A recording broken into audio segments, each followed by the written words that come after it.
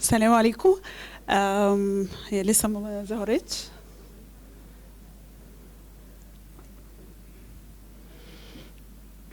خلاص. أول حاجة البيشنت بتاعنا he started at the age of 2 months. The patient is now 6 years old, so we will go back in the story at the age of 2 months.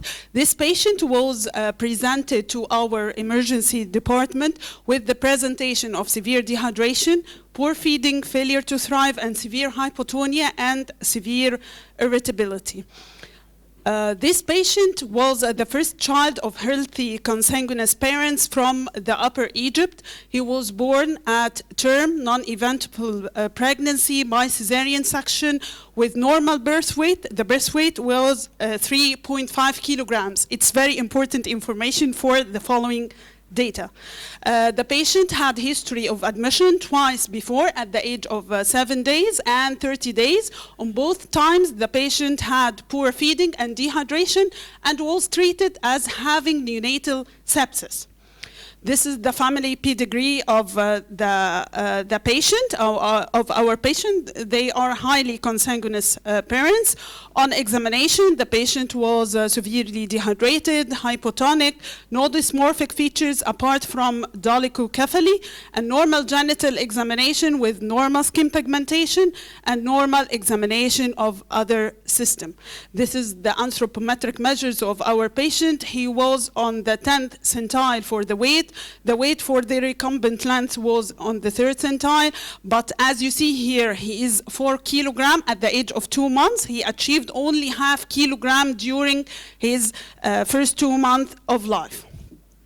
Then we was thinking of that patient as any pediatrician. هو البيشنت ده presented to the emergency department of the pediatrics. فكرنا هل ممكن الولد ده يبقى neonatal sepsis, inborn error of metabolism, عنده أي liver dysfunction, kidney dysfunction. So we started the approach. CBC with differential was totally normal. The CRP was negative. The VPG was totally normal. And the kidney function was normal, serum albumin was normal, the serum electrolytes, sodium, potassium, magnesium, and serum blood glucose for exclusion of any abnormality of the adrenal axis or hypoglycemia was totally normal. And that was the answer of our patient. The total serum calcium was 17 milligram. He was hypercalcemic, hypophosphatemic, and the alkaline phosphatase was very high. So we have an infant with severe hypercalcemia. What is the next step? This is the algorithm for the diagnosis of patient with pediatric hypercalcemia. We have to start the approach with evaluation of the serum albumin to be sure that is not pseudo hypercalcemia. Our patient has normal serum albumin, then we have to do the PTH, and according to the PTH level, the algorithm will pass through the two limbs of the algorithm. So our patient, as you saw in the algorithm, we did the PTH molecule to differentiate between the two parts of the limb. He had a very high level of PTH. Then the urinary calcium creatinine ratio to differentiate between those patients with the neonatal severe hyperpara and those with the hypocalciuric hypercalcemia. He had a very high level of calcium excretion, and the vitamin D level of that patient was totally normal. And the parental and maternal serum calcium was totally normal. This is a differential diagnosis of the characteristic feature of the most common causes of hypercalcemia at the infancy period. We have the Williams syndrome with the characteristic facial feature with characteristic aortic stenosis, and we have the defect in calcium sensing receptor, whether in the heterozygous or the homozygous form, which affect the severity and the presentation. So we have the probability of that patient, a patient with severe hypercalcemia, hypophosphatemia, and elevated PTH level.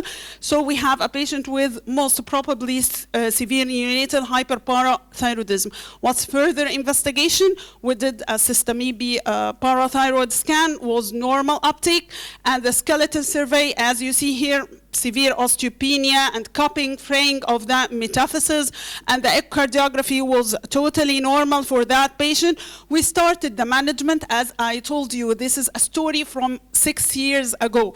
We started hydration of the patient with 0.9 saline. We give a trial of dexamethasone, which is not totally right, but as a trial for any improvement. And we give calcitonin as a rapid drug for reduction of the calcium, but it's not for the long-term management. And this patient actually was, there was failure of the medical treatment. The calcium levels was rising from 19 to 21 to 25, and actually before the surgery, he has a level of calcium 35, and he was admitted to the ICU, and he underwent peritoneal dialysis as a preparation for the surgery. The patient undergone the total parathyroidectomy.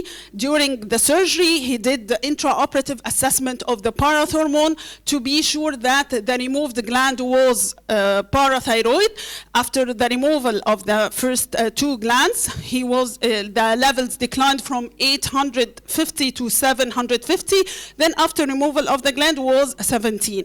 The pathology was chief cell hyperplasia of the parathyroid gland. Now the patient is 6 years old. He achieved normal motor and mental development on very low dose of 1-alpha, which is query that there is a seedling of the remnants of parathyroid gland, which is still active and يعني بتسكريت parathormone, and he stopped calcium treatment totally, and the current calcium levels and the parathormone and PTH was become totally normal.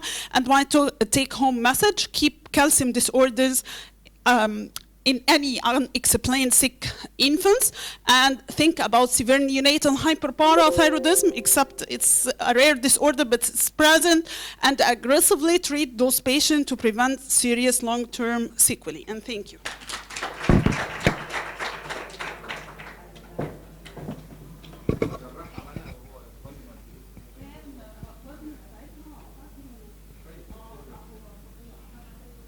شكرا دكتوره نهى. مع اخر كيس بقى في معانا دكتوره دينا فوزي. اتفضلي دكتوره دينا.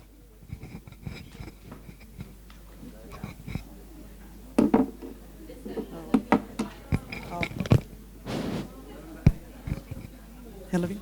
اوكي. مساء الخير عليكم.